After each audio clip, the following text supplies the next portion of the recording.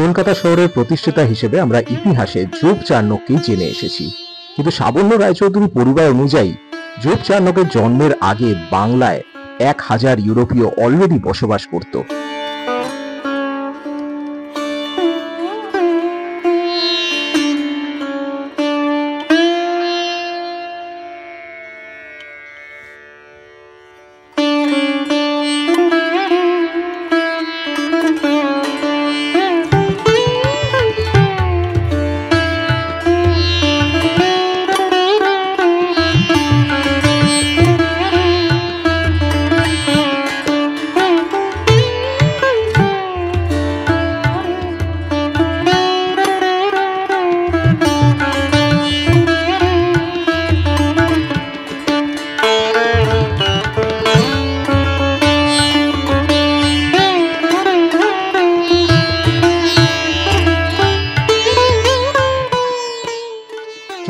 August 1690 Bagbazar ঘাটে যোগ চার্ণক নোঙর ফেলেন এবং রাত্রিবাস করেন এই শহরে, কারণ মোগল সেনাপতি তার পরোয়ানা জারি করেছেন মুর্শিদাবাদ থেকে তাকে হত্যা করবে বলে।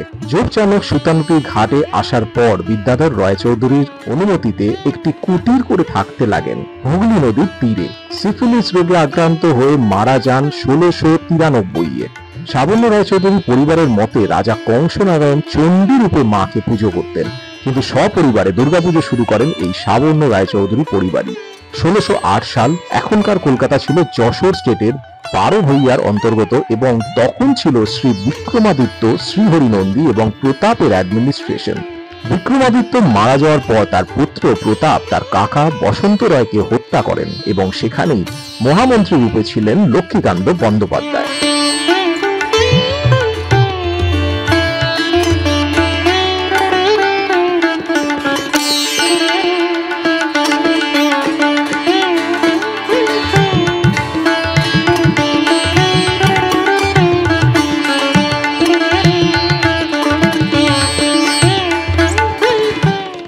অনৈতিক কাজের জন্য পদত্যাগ করেন এবং বাড়ি আসেন তার জন্মস্থান কালীঘাটে। আকবর মারা যাওয়ার পর জাহাঙ্গীর যখন সম্রাট হলেন তখন তিনি রাজস্থান থেকে মানসিংহকে নিয়ে এলেন কলকাতায়, কারণ উনি ছিলেন বাংলার সুবেদার।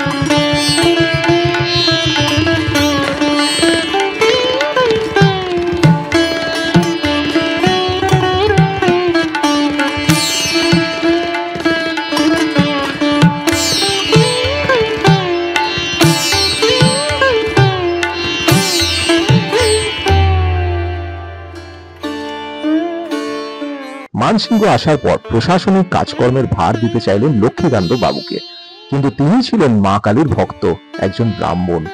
একবার রাজনীতি থেকে বেরিয়ে আসার পর উনি আর সেখানে ফিরতে চাইলেন না, তাই মানসিংহ তাকে গুরু দক্ষিণা স্বরূপ এখনকার হিসেবে হালি শহর থেকে ডায়মন্ড হারবারের এই পুরো জায়গাটি জায়গিরদারি প্রদান করেন এবং রায়চৌধুরী উপাধিতে অভিভূত করেন। তার ঠিক 2 বছর পর 1610 সালে মা দুর্গাকে একই চালচিত্রে সপরিবারে অর্থাৎ লক্ষ্মী, গণেশ, কার্তিক, সরস্বতীকে নিয়ে পুজো শুরু করেন লক্ষ্মীকান্ত রায়চৌধুরী এবং তার স্ত্রী ভগবতী দেবী।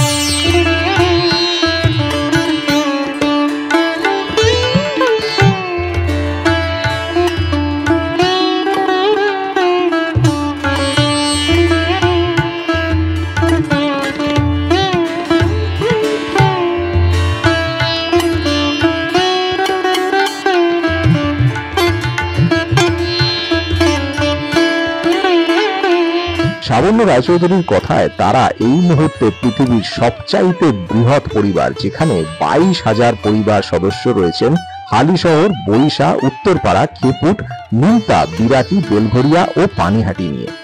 সাবর্ণ রায়চৌধুরীর দুর্গাপুজোর আরেকটি অদ্ভুত ব্যাপার হচ্ছে এই পুজো কিন্তু হয় 3টি মতেই, শাক্ত, শৈব এবং বৈষ্ণব মতে। উৎসব চলে 14 দিন ধরে।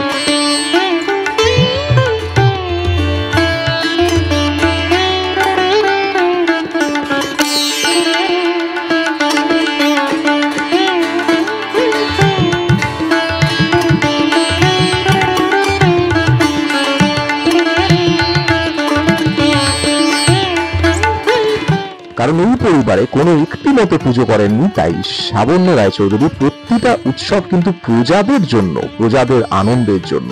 তাই একটি মতে এখানে পুজো হয় না, এখানে 3টি মতেই সবার জন্য পূজিত হয় দেবী দুর্গা। সাবর্ণ রায়চৌধুরী পরিবারের 8টি দুর্গাপুজোর মধ্যে বরিশা চত্বরেই হয় 6টি পুজো। আটচালা বাড়ি, মেজ বাড়ি, মাঝের বাড়ি, ব্যানাকি বাড়ি, কালী কিঙ্কর ভবন এবং বড় বাড়ি, এছাড়া আরো 2টি বিরাটিতে এবং নিদ্রায়। চোখে পড়ে গেল সাবর্ণ রায়চৌধুরী পরিবারের সুন্দর সাজানো রথ। কৃষ্ণ নবমী থেকে দুর্গা ষষ্ঠী পর্যন্ত মায়ের বোধন চলে এবং বোধনের দিনগুলো মায়ের ভোগ দুবেলাই দেওয়া হয় আমিষ। তবে নিমতা বাড়িতে কিন্তু সম্পূর্ণটাই নিরামিষ ভোগ। সাবর্ণ রায়চৌধুরী পরিবারের প্রথম দুর্গাপুজোর প্রচলন হয়েছিল আটচালা বাড়িতে, তাই আজও সেখানেই প্রথম রীতিনীতি অনুসারে বোধন শুরু হয়। বাকি বাড়িতে রীতি নিয়ম শুরু হয় পঞ্চমী থেকে। মাকে ভোগ দেওয়া থেকে শুরু করে অষ্টমীতে ল্যাটা মাছ পোড়ানো এবং নবমীতে আখ এবং কুমড়ো বলি এখনো এখানে বিশেষ আকর্ষণ। সাথে আকর্ষণ মোহন ভোগ, নারকেলের নাড়ু, আরো কত কি। সময়ের সাথে হারিয়ে যাওয়ার পথেই বনেদি বাড়ির ইতিহাস ভাবতে গেলে অবাক লাগে যে একদিন কিছু মানুষের কত ভালোবাসার, কত প্রাণের ছিল এই বাড়িগুলো আজ হয়তো ধ্বংসাবশেষ। কোথাও হয়তো এসেছে অন্য পরিবার যারা হয়তো এক একটি ইটেরও মর্যাদা দিতে জানে না। কোথাও বা ধরেছে বোকা, জং ও ধুলো ও জর্জরিত আমাদের কলকাতার ইতিহাস। তাই আমাদের দায়িত্ব আমাদের ইতিহাসকে বাঁচিয়ে রাখার, জীবিত করে তোলা সেই মুহূর্ত, সেই আবেগ, সেই সংস্কৃতি। থিম পুজোর আধুনিকতায় চাপা পড়ে যাওয়া সমাজের বুক চিরে বের করে আনতে হবে আমাদের বাংলার এই সোনালী ইতিহাস।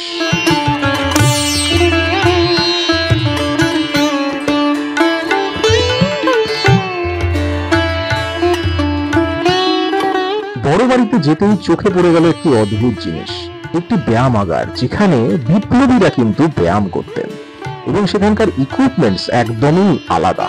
সেই সময়ের সেই জিনিস, এখনকার মডার্ন ইকুইপমেন্টস নয়, তখনকার লোহার অরিজিনাল ইকুইপমেন্টস। দুর্দান্ত কিন্তু।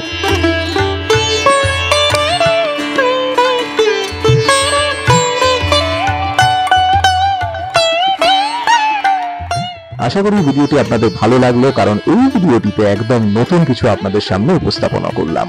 এরকমই আরো অনেক ভিডিও আছে আমার চ্যানেল ডিজাইনার রিডসে, তাই চ্যানেলটি একটু সময় নিয়ে স্ক্রল ডাউন করবেন আর অবশ্যই আমাকে জানাবেন কমেন্টে যে কেমন হচ্ছে, আরো কেমন করতে হবে সবকিছু জানাবেন। আর অবশ্যই আমাকে ইনস্টাগ্রামে যোগাযোগ করবেন। আর চ্যানেলটি সাবস্ক্রাইব করতে ভুলবেন না, শেয়ার করতে ভুলবেন না আপনার বন্ধু বান্ধব রিলেটিভ সবার সাথে। এরকম আরো অনেক সুন্দর সুন্দর ভিডিও, সুন্দর সুন্দর থিম, দারুণ দারুণ আইডিয়াস নিয়ে আসবো আপনাদের সামনে। তাই অবশ্যই দেখতে থাকুন, চোখ রাখুন আমার চ্যানেল ডিজাইনার রিডসে। ভালো থাকবেন, সুস্থ থাকবেন।